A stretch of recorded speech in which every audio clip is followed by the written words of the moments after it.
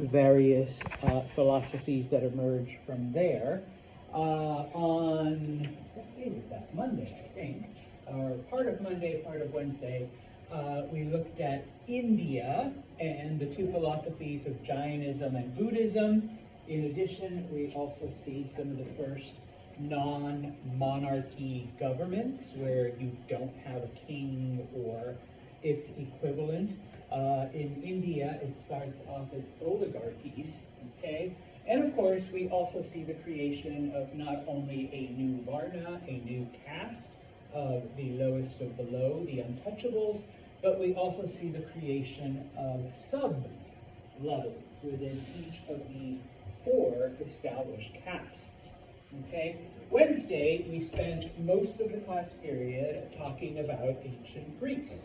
Okay? And of course, we stopped just short of the philosophies, which we'll talk about today, but some of the things that we get from the ancient Greeks, number one, kind of similar to India, different forms of government. Of course, much more varied than what we see in India. Yes, we still have monarchies. We still have some of the city-states who have a king, but we also see various oligarchies. An oligarchy is where a group of people rule. Now, the group can be as small as 2, okay, or much bigger, okay? We see the formation of tyrannies, okay? A tyranny is where a popular leader rules. They're not necessarily a king or a queen or any kind of monarch, and their child is not going to take, their place when they die, but they do have total, control. And finally, democracies, where the people, the men over a certain age that meet certain requirements vote on all of the issues, and the simple majority would, that's what gets done, okay? Some of the other things we get from ancient Greece, as far as military goes, because if you recall in China, they invented the crossbow, they invented the draft. The Greeks invent something known as the phalanx, and I know not all of you are into military stuff, but I actually have a 3-minute clip I want to show you that shows what a phalanx is, okay? But before we get there, they also invented the concept of open markets where we're here to buy and sell, okay? If you want to fight, leave it at the door. You can fight when you're done, shopping, type of thing, okay? Because remember, amongst the Greek city-states, they weren't always friendly towards each other. The Greeks institute the idea of universal currency. Now, remember that Darius did this in Persia, but it was only within the Persian Empire. The Greeks are able, because of their commercial power, they are able to get this done throughout the Mediterranean, not just within the Greek city-states, but anyone who wanted to do business with them, okay?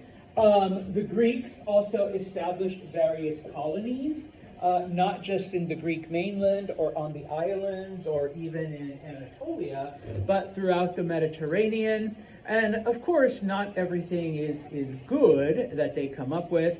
It is the Greeks who are the, I don't think inventors is the right word, but they're the ones that came up with the concept of chattel slavery, because remember, slavery, even though it has existed for the bulk of humanity, starts off as a prisoner of war. Doesn't matter your color, your race, what you do, okay? The cities that lost, they would become enslaved to the cities that won. Later on, amongst the Persians and Assyrians, we get the institution of debt slavery, because Ira couldn't pay off, her credit card debt, so she becomes a slave, okay? Or, Madison commits crimes, and part of the sentence is to be a slave for, 5 to 10, or, whatever the prison sentence is. But it is amongst the Greeks where the idea of literally buying people that have been kidnapped to do all of the work that nobody else wants to do. Okay, that's now where we get the concept of this form of slavery. Okay, and to finish off my review, my summary, remember that there were over 150 Greek city-states. Each of them was as unique as, you know, any country, any state that we've looked at. But we tend to focus mainly on Athens and Sparta because, number one, they were enemies throughout pretty much all of Greek history. Number two, they are complete and total opposites of each other. All right. Sparta was a military society. Okay. All of the things that we think of classical Greece, art, sculpture, theater, okay, poetry, that all comes from Athens. Okay, they were the ones that did that. Spartans were a type of oligarchy, whereas the Athenians were a democracy. Okay. I guess the only bonus of Spartan society was the fact that women had a lot more freedom, okay, than women in any of the other city-states. But what was the reason? Were the Spartans just more progressive? Were they just like, yeah, women deserve equal rights? Destiny, you're saying no. What was the reason? Yeah, the men were off at war, so who's going to do the work? Okay, Destiny's going to take care of the family farm, and Madison's going to run the family business.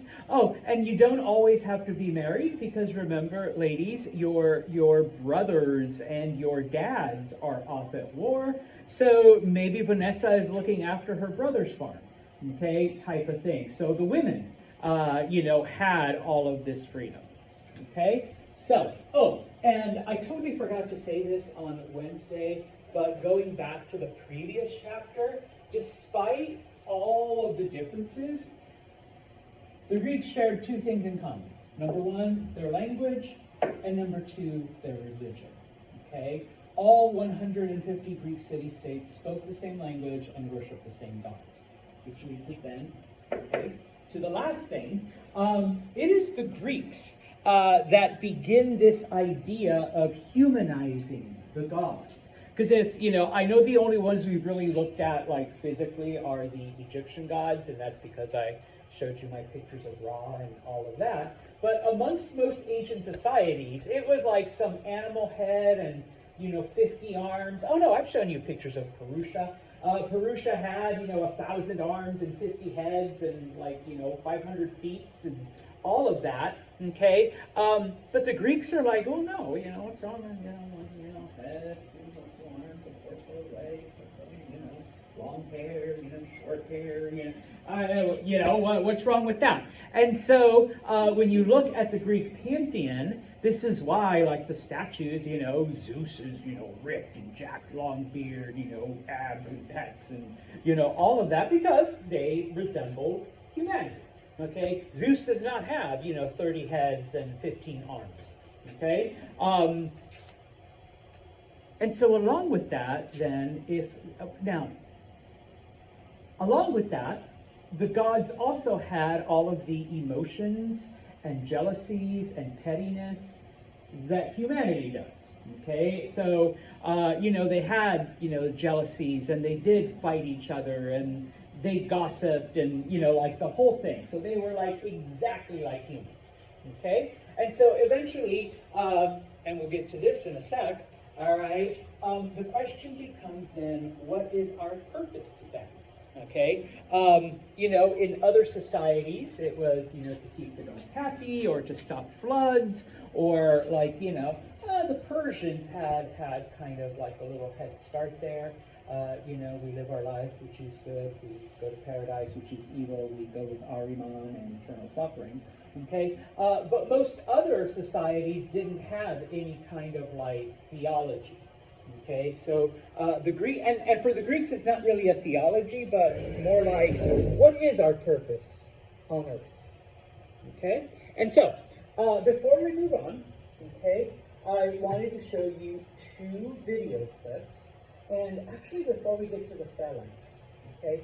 If you recall, all right, Sparta, classic military society, everything is focused on fighting and preparing to fight and war, okay? And so this clip comes from the movie 300. So please be aware that number one, it has been Hollywoodized, okay? But the basic premise is true, okay? No, they weren't out there like, you know, the wolves weren't magical, snarling, you know, whatevers, and, you know, they didn't jump in slow motion. But, you know, because you'll see, the wolf attacks.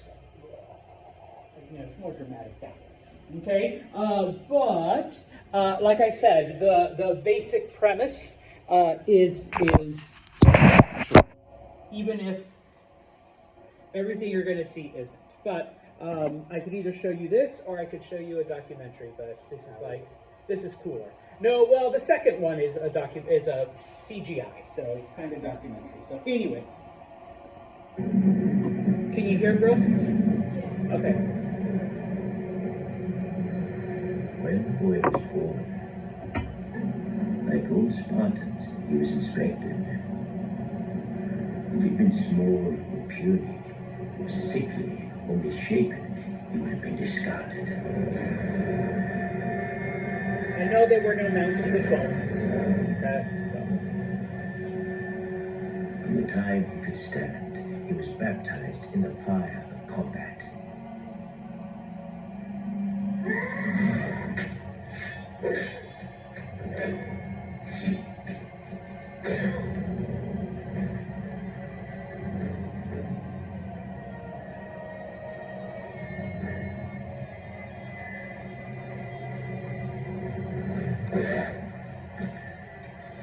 Taught never to retreat, never to surrender. Taught that death on the battlefield in service to Sparta was the greatest glory he could achieve in his life.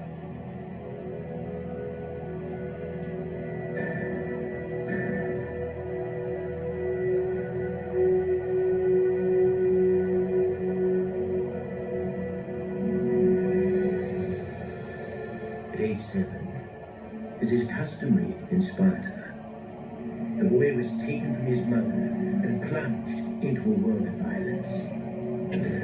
Manufactured by 300 years of Spartan warrior society to create the finest soldiers the world has ever known. The Agoge, as it's called, forces the boy to fight, starves them, forces them to steal, and if necessary, to kill. By rod and lash, the boy was punished, taught to show no pain, no mercy. Constantly tested, tossed into the wild, left to pit his wits and will against nature's fury. It was his initiation, his time in the wild. For he would return to his people a Spartan, but not an all.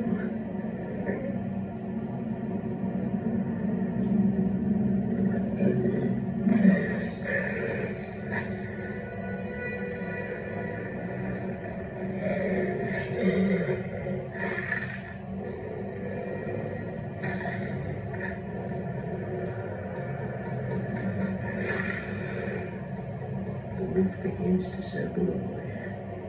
Claws of black steel, fur as dark night, eyes glowing red, jewels from the pit of hell itself.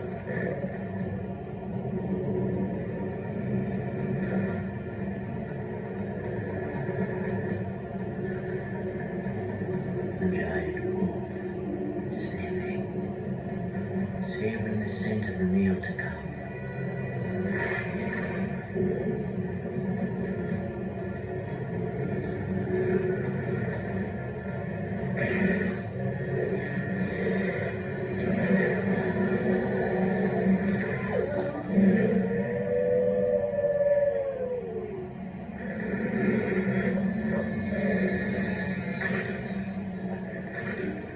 No fear that grips him, only a heightened sense of things.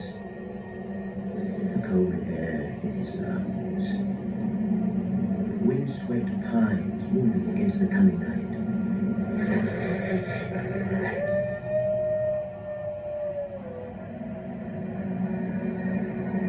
His hands are steady.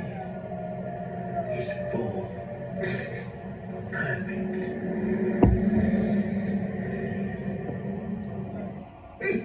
Oh, sorry. So, like I said, even though the over-dramatized, the basic premise is correct. Men, all right, ladies, you can relax. Men, you were inspected at birth to make sure you were worthy, all right, and then no, there was no mountain of skulls. Like I said, you were thrown down a hill or left in the woods for animals to eat. At 7, you were taken from home and you entered military training from the time you were 7. And at that age, you were put through, beatings and fights and different tests, and everything was geared to make you the perfect soldier. And then, yes, many of your tests required you to be out alone in the woods, figure out your way back, however you could, facing the elements and facing nature and whatnot. Okay? Now, the next thing I want to show you, basically, what is a phalanx? Okay? The Greeks invented this military formation, which literally becomes the standard for hundreds of years, because even the Romans fought in phalanx formations. Okay? So, let me do this really quick. It's about another 3 minutes. The phalanx was the main military formation used by the Greek or Hellenic armies, having been created around 700 BC. It was regarded as a form of heavy infantry, and its soldiers were known as hoplites. As a rule of thumb, the soldier was equipped with a 2.5-meter spear, a large round shield, a short sword, a helmet, chest armor, and greaves. This whole set of equipment would weigh around 35 kilograms, and so the That's armor about was 70 dressed pounds, shortly maybe before 75. battle. In a phalanx, the hoplites remained in a tight formation, basically shoulder to shoulder with their brothers in arms. This was something important for the phalanx's defense, since the shields of a soldier, besides protecting him, covered the right flank of the soldier next to him. Left-handed men were not allowed in a phalanx because of that. To keep the formation unified, a flautist dictated the rhythm of the march. The spear was the phalanx's main weapon, which had an iron spike and a metal latch on the other end. This latch allowed the spear to be stuck in the ground in case of a cavalry attack, and also to keep the weapon properly balanced. In some cases, it could also be used as a bruising weapon, particularly in the case where the spear was broken. The phalanx's wall of spears virtually hampered any form of frontal attack conducted by another infantry division that was not a phalanx as well. This is because they could not hit their opponents without first being stabbed by a spear, and, due to their large shields and heavy armor, attacks with items such as arrows, darts, and stones were barely efficient. When in formation, the first 2 rows of soldiers pointed their spears forward, while the 2 rows in back tilted their spears at 45 degrees, hence preventing the possibility of having someone trying to launch an attack over the first line of spears. In turn, the soldiers at the back replaced the fallen colleagues, and also pushed their colleagues in front, strengthening the formation. Even though the phalanx was virtually impenetrable in terms of front attacks, since, by being quite a solid body, the phalanx had very little mobility and maneuverability. So, generally, the phalanx had its flanks protected by cavalry or light or minor troops. The only military formation capable of constituting a proper threat to a phalanx was another phalanx. When 2 units of this kind clashed with each other, usually what decided the battle was the expertise and experience of the hoplites on each side and the number of soldiers in the rear. The powerful Greek phalanx ruled the battlefields in ancient times. Its reign lasted for several centuries until the appearance of the Roman legion, which due to its mobility and employment of brand new tactics, gradually turned the Greek phalanxes into something obsolete. We will look at a variation of this when we talk about Alexander the Great and the Macedonians. But back to the question then. What is the purpose of life? What is the purpose of humanity? Why are we here? Okay? And so it is during this time that we see the birth of three great philosophers, okay, and their attempt to answer, okay, these questions. And I'm sure, at some point in your life, maybe you've asked yourself, all right, these things. The first one, okay, and yes, you do need to know who they are, and you need to be, basically familiar with the philosophies that they espoused, okay? First amongst them, oops, a little too big, there we go, is Socrates, okay?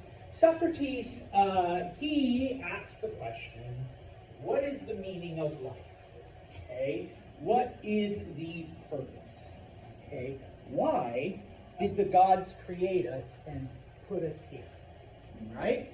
Now, in addition to asking these questions, one of his, his teachings to his students. Now, I should back up. Socrates was actually a teacher. It's not like he started off and said, I'm a philosopher now. All right? He was a teacher. Okay? And so the things that he taught his students had to do with ethics and morality. Okay? That there is right and wrong. Okay? And while he didn't teach that, like, if you choose right, the gods will love you, and if you choose wrong, the gods will hate you, or you're going to go to hell, or whatever like that, he did teach that integrity, okay? Being honest, being moral, being ethical was way more important than any kind of wealth or power you could ever achieve in this life, okay? Because he basically taught his students that the people that you see with wealth and power got there through less than ethical means, okay? And we kind of see that today, all right? So it's a lot better, to be an honorable person, okay? The other thing that he taught his students, okay, was to question everything, all right? Don't believe what you hear just because, go out and either confirm what you heard, okay, oh yeah, Santos was right, or, hey Santos, you're full of shit, all right, I know you lied to us in class, okay, because you went out and questioned the things that I have said, okay, and he even told his students, like, don't just believe me because I'm teaching you here, all right, go out and figure it out for yourself. Okay, type of thing, all right? Now, because of him, and I don't remember if it's in your book or not, but there is a teaching method known as the Socratic method, okay, which is where a teacher will ask you, okay, Madison, what do you think about this? What does this force Madison to do? Yes. Okay. Destiny, why do you think this is important? Okay. So as opposed to me just telling you, all right, Socrates was important because he did all this shit. All right. It's like, why do you think what he did was important? So throwing the question back at the student, it forces the student then to think about it. Okay. As opposed to just, I'm going to write everything that Mr. Shanklin says down. Okay. Type of thing. Okay. Now, Socrates, just so you know, was arrested and convicted of corruption of the young, okay, because he encouraged his students to question authority and to question everything, all right? Well, they didn't just question him. They questioned the government. They questioned the laws. They questioned the rules. Okay? And so, yeah, they're like, like, Ed, what the hell? It's like, well, Mr. Santos told us that, we should always, question everything. And it's like, okay, arrest Santos. And so in this case, yes, he was arrested. He was convicted of corruption of the youth. He was forced to take hemlock, which is a type of poison, as his execution. Okay? So he died of hemlock poisoning. All right? So, yeah. Okay? That was Socrates. Now, one of his students was a man named Plato. Okay? So he, learned from Socrates, and Plato, he basically, I put their dialogues, but they're basically essays that he wrote and distributed to people. I mean, sometimes he would, talk with people, but it was mostly sets of essays that he wrote as to his idea of what our purpose in life is.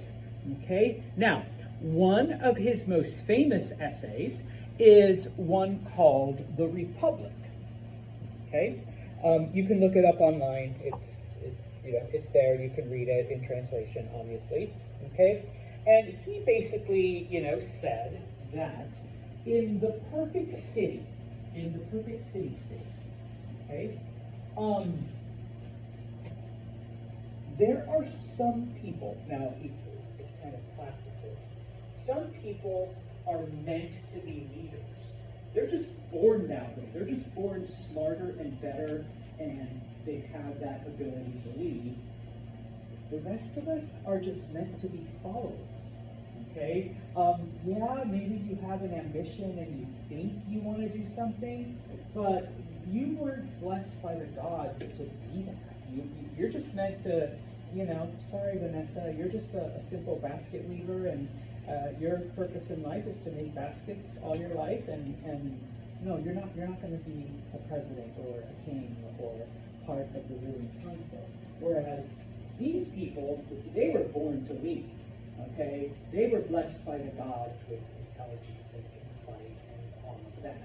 Okay, now he referred to these born leaders as philosopher kings. Okay, because it isn't just enough, all right, to just be born into being a king, all right, because you're born into it, all right. But now that we've identified you as being blessed by the gods, you need to go out and learn and expand your mind and wisdom and knowledge, because how are you going to be a good king if you're an idiot? Okay? So, go out and learn, and it's these philosopher kings that should be running the city, and that's everyone else, you should be happy making baskets, and you should be a happy farmer, and you should be happy raising goats, type of thing, like, sorry, Madison, that's all you're ever going to do is be a goat herder, okay? But Mars is going to be, the king of the city, will be in charge, because that's the way the gods meant it. And if everybody knows their place, like, we've got our leaders, we've got our herders, our farmers, our basketmen. If everybody knows their part and does their part, we have the perfect city. Everything runs smoothly. Everything is happy. Okay? Because the baskets are made, the food is produced, the goats are producing clothes and milk and more food. And of course, our leaders are wisely running everything. So you have the perfect city. Okay? Speaking of perfect cities, one of his ideas was that, and I always like to joke around, not sure what he was smoking, but that there are two levels of existence. There's the one up here, which is the perfect existence, which is the ideal, which is where we see this. And then there's us. Okay? We live in the lower one, the imperfect version, all right, of what things are. Okay? Our job as humans is to make this imperfect version into the perfect one. Okay? So what we see is a flawed copy, just a bad copy of reality. Okay? We don't live in reality. Reality is up here. But we need to try to expand our minds and change this reality into the perfect one. Okay? Now, one of his students is a man named Aristotle. Okay? Aristotle was like, okay, Teach, I really don't know what you're smoking, but you can't just say shit and then it's real. Okay? Yeah, we live in an imperfect copy of reality, and so we need to try to make reality reality. All right? Because we've got our leaders, we've got our followers, we've got our whatevers. No. He's like, no. Look around you. Okay? Now, Aristotle, I guess by today's definitions, would be more of a scientist. Okay? You need to look, you need to collect data, you need to make observations. Okay? And with that data that you've collected, come up with a conclusion. Okay? Take your best guess. Okay? And why did you say this, Aiden? Well, because here are my observations. Okay? This is what I was watching, and here's the data that I collected. Okay? Hey, Plato, where's your data on this mystical reality place that we supposedly belong to? Okay? No. I went out, I observed nature, and I know that within 3 weeks, because I spent 10 years observing, within 3 weeks, there's going to be flowers on those trees. Okay? Most of that ugly stuff out there is going to melt. All right? We already know that the days are getting longer, and everybody knows that once the days start getting longer, it starts getting warmer. Why? Because I've watched it happen for the last 10 years. Okay? Type of thing. And so Aiden walks in with all the data he collected. Okay? And we're like, okay, I guess. And then suddenly 3 weeks from now, it's like, hey, it's gotten warmer. There's little flowers starting to come out. Dude, he was right. Plato didn't show up with, mounds of data about, no, really, like, look really hard. There's the okay? No, he'd be like, here, come on. You can see the reality too. Smoke this. Okay? And then you will see reality. Okay? No. All right? And so, yeah, now there's a lot of things. One of the experiments that I read about, okay, that Aristotle did, and I remember this because it had to do with diabetes, okay? 3,000 years ago, okay? He realized that there were certain people that got sick, that, their bodies, were breaking down and they were experiencing different symptoms of stuff. And so one of the experiments that Aristotle came up with was he would have people, and please, I'm sorry if this is kind of gross, he would have people urinate on the ground near an anthill, okay? If the ants came and started to, like, poke and peck and do whatever near where the person urinated, he'd be like, Edward, I'm so sorry, you've got the disease. Okay, in a couple of years, you're going to lose your sight, limbs are going to fall off, and then you're just going to die. You're going to experience weird thirst. You're going to, all of this stuff. He didn't know what it was. He didn't know what caused it, but he knew a way to detect it. Okay. Now, if you don't know, in this case, the test was, why were the ants attracted to a person's urine? Sugar. Oh, whoever said that, very good. Okay, yes, the sugar. Okay, once the urine kind of dried up and evaporated, whatever, the sugar remained. And diabetes has to do with your body unable to either regulate its sugar or absorb sugar, or it's the glucose. I'm sorry, not just sugar. All right, and so someone else has been sick and they do the same thing. It's like, yeah, the ants aren't going anywhere near your pee. No, you got something else is wrong with you, but it's not the disease. All right, and so, yeah, sorry, Ed, in about 10 years, all this shit's going to happen to you, so, do with that what you will, okay, type of thing. And so, yeah, once again, he didn't know what it was, he didn't know what caused it, he didn't know, but he knew when you had it, okay, and he could tell you, yeah, sorry, you're going to experience a very horrific death, because of this, okay, type of thing, all right, now,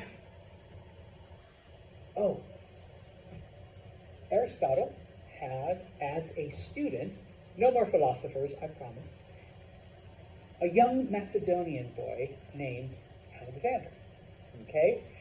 Which in the next chapter, Alexander the Great, okay? So he was actually tutored by Aristotle, which kind of helps to explain how he got so smart and good at all of the things that he did. Okay?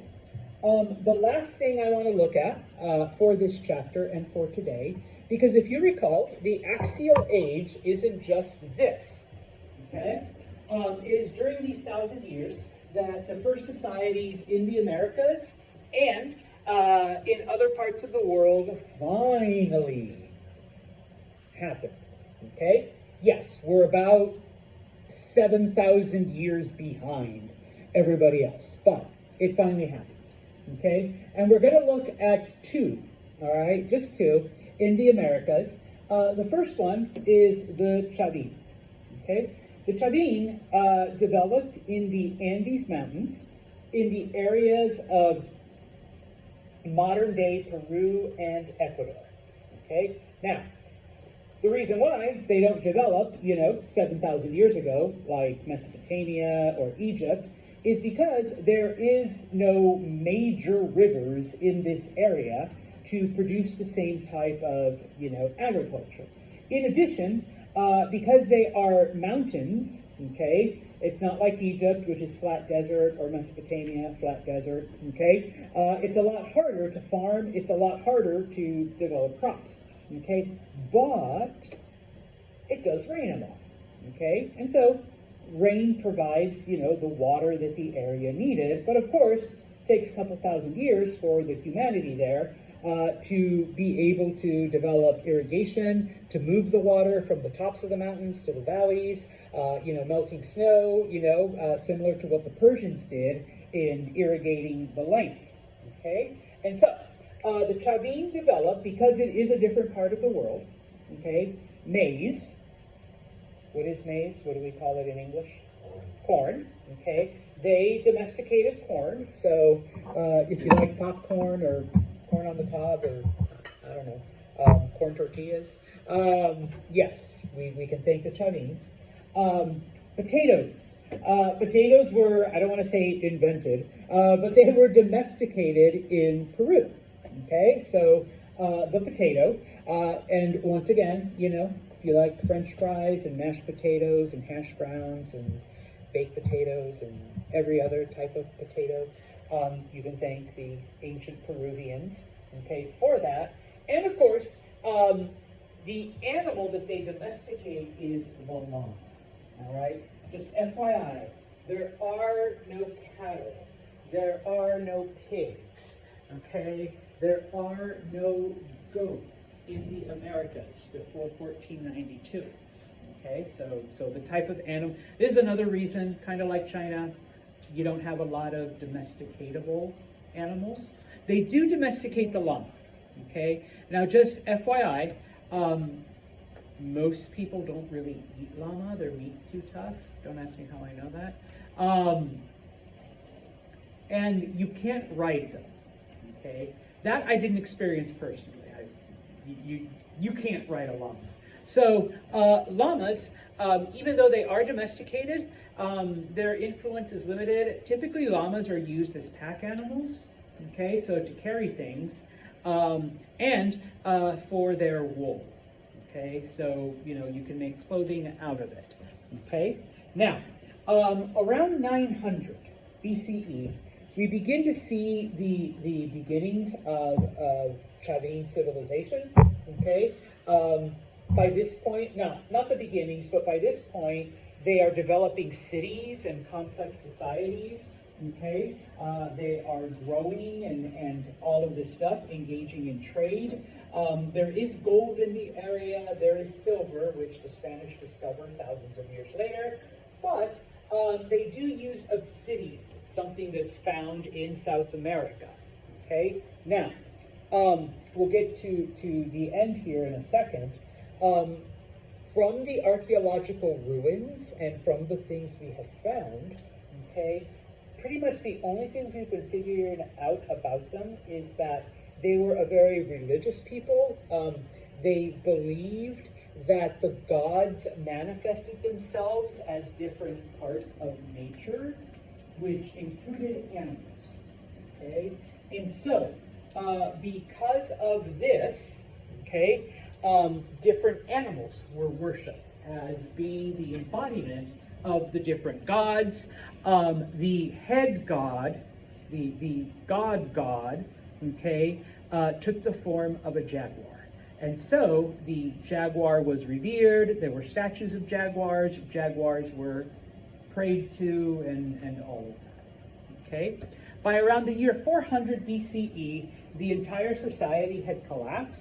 We really don't know why, but we, once again, have found the remains and the remnants of what the Chavin were. Okay? The other questions, first off? The other culture, okay? Oh, just to show you, this is where the Chavin, okay, existed, okay? They actually do have a pretty wide area of influence relatively. Now, in addition, I forgot to mention this, because they are near the ocean and, you know, other than llamas, you know, there's really no other domesticatable animal, where would most of their protein or meat come from? Fish, yeah. They were a fishing culture, okay? They went out and do you catch fish or you fish fish? Whatever. They caught fish, okay? The other culture is up here in southern Mexico, and that is the Olmecs, okay? So, the Olmecs developed in central Mexico, okay? And similar to the Chavin, there are no major rivers in Mexico, like Egypt or Mesopotamia or any of that, but that area is rainforest, it's jungle, okay?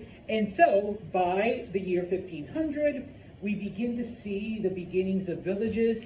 Yes, there's lots of water. It's called a rainforest for a reason, okay? Lots of rain. And by now, the Olmec, the natives, have been able to develop tools and weapons where they can clear areas of the jungle. It's not like 7,000 years before where they're basically just using rocks to try to, you know, cut down trees and whatnot. Okay? Similar, okay, to the Chavin, they do domesticate, okay, maize, okay? So corn is domesticated in different parts of the Americas, okay? But mostly Mexico and South, all right? It is beans that are first grown and domesticated in Mexico. So if you enjoy your Taco Bell refried beans, my people say you're welcome, okay? Type of thing, okay? Squash was also first domesticated in southern Mexico, all right? So for you vegetarians and your spaghetti squashes and like all of that stuff also, okay? My people say you're welcome, all right? Oh, and of course the best thing of all, cacao. What is made out of cacao? And you right away, chocolate. Yes, chocolate. Okay. It is used first by the Olmec, but basically by every other Mexican culture that comes after it. And the Aztecs called it the food of the gods. Okay, that's how much. Olivia's like, yeah, it is. All right, some of you love chocolate, so once again, you're welcome.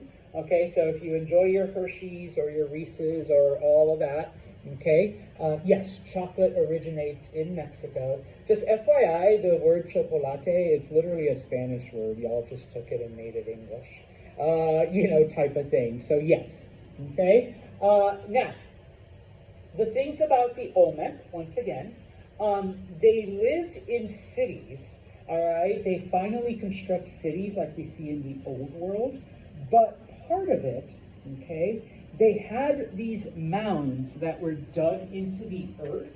They were kind of part pyramid, part mound, and as we have discovered these, archaeologists have gone in, and it turns out, at first they thought it was just like, yeah, they just like to make big mounds and put like, you know, pyramid type stuff around it. No, they have found numerous tunnels and dozens upon dozens of living areas. So the best thing we can describe it as is almost like primitive apartment complexes. all right, type of thing, where you go into this mound slash pyramid, and off goes one tunnel, and there's a living area, and another tunnel, another living area. And so, we think that like thousands of people could live in this area, okay? Like the Chavin, they used obsidian, but there is quite a bit of jade in Mexico, so they also used jade for both weapons and tools. And like the Chavin, okay, animals were seen as the embodiment of the gods, and just like the Chavin, the jaguar was seen as the greatest of the gods, the head of the gods, and so they also worshipped the jaguar and prayed to the jaguar and offered sacrifices. Now, Olmec priests, it was believed, since they were the ones that communicated with the gods, and if you're going to communicate with the gods, you're going to communicate with the head god, it was felt that Olmec priests could turn into jaguars, go off into the jungle, speak with the jaguars, because they were God, and then come back, revert to human form, and say, okay, people, this is what the gods said, okay? And then tell you the words of the gods, okay? If they're, that's my own invention. Where jaguars, okay? Like, so I'm the priest. I'm going to say, okay, let's go talk to God. Turn into a jaguar, go off into the jungle for a few days. All right, come back, revert back to human form, and say, okay, this is what the gods want. Okay, we need to give me more money. Okay, type of thing. Yes, I am very anti-religion. But, okay, and so the Olmec felt that, not only did you pray, did you honor the jaguar, but their priests could become jaguars to communicate with God. All right? Now, the most famous thing that comes out of the Olmec, all right, because this, we found it and we don't really know what to make of it until recently. In the Olmec homeland, that purple area on the map, there were 17 big-ass heads that were found, spread out. They're about 9 feet tall, okay? So they're just there, okay? Because we really can't interpret most of their language, we don't know if these were human representations of their gods, or like some of their, we think it was their kings, okay, like different kings that ruled, but once again, we can't be 100% sure. But yeah, they just found these 17 giant heads spread out the Olmec homeland. Just as a bit of information, this isn't really one of them. This is a reproduction that is found at the University of Chicago. They decided, you know what, we want an Olmec head. And since, you can't go down to Mexico and steal one, they had one commissioned, and so it's a reproduction. I think if MV ever wants something cool to put in the middle, should be one of these Olmec heads, but that's just me, okay? And so, that is, I believe, yes. Oh, wait, last bit, okay? Now, the other thing that we do know, okay, is that, I